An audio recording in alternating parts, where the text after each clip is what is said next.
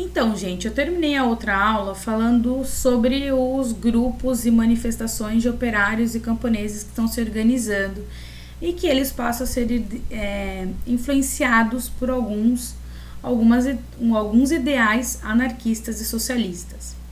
Na Rússia, a gente vai ter, então, ideais socialistas tendo grande força.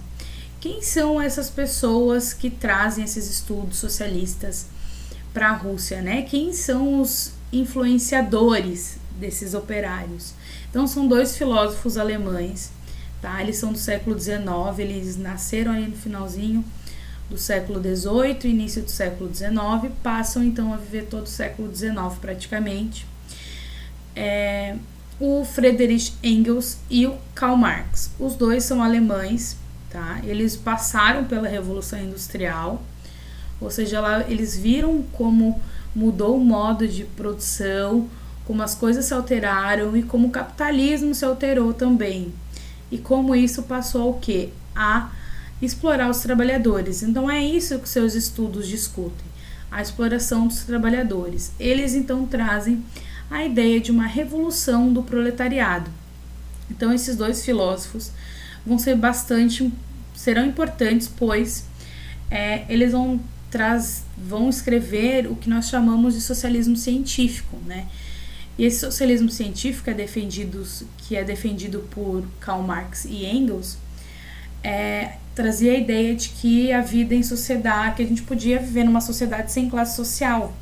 O que são classes sociais? É a diferenciação que temos dentro da sociedade, onde temos pessoas com muito dinheiro, pessoas com pouquíssimo dinheiro, e ali a gente vai ter uma grande diferenciação. Vocês devem estar pensando, mas a gente nem tem tanta diferenciação. Temos. Nós, eu me incluo junto com vocês, não vivemos no mesmo grupo social, tá?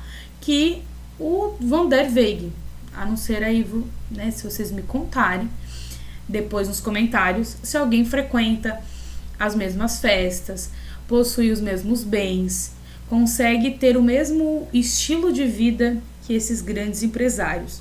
Não conseguimos porque somos de grupos sociais diferentes, tá?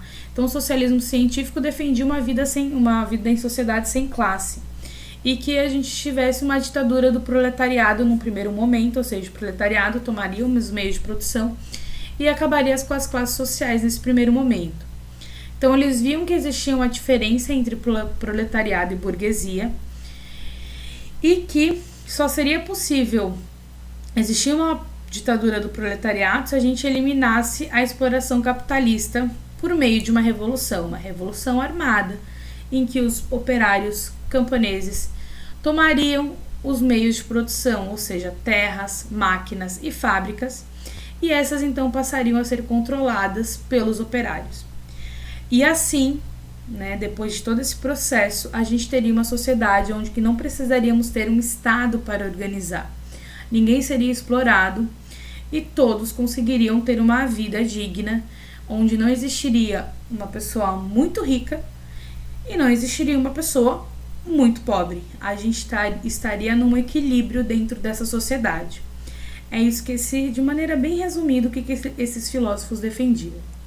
Daí teremos duas pessoas que vão conhecer esses estudos do Marx e do Engels e vão levar para a Rússia. E a partir disso eles vão criar um Partido Social Democracia. Que esse partido foi criado então pelo Vladimir Lenin e pelo Julius Martov. Só que esse partido vai ter uma cisão, ou seja, eles vão se dividir porque eles vão ter maneiras de ver as coisas diferentes. O Martov, né, vai entender que a gente conseguiria mudar a vida dos trabalhadores por meio de greves, de negociações, e que não era necessário haver uma revolução. Não era necessário você dominar os meios de produção. Enquanto Vladimir Lenin vai entender que não, é necessário ter uma revolução. Então, os operários e grupos dentro do partido que acreditavam e concordavam com os ideais do Lenin vão formar o grupo dos bolcheviques, enquanto quem concordava com Martov forma os grupos do o grupo dos mencheviques, tá? A gente continua na próxima aula.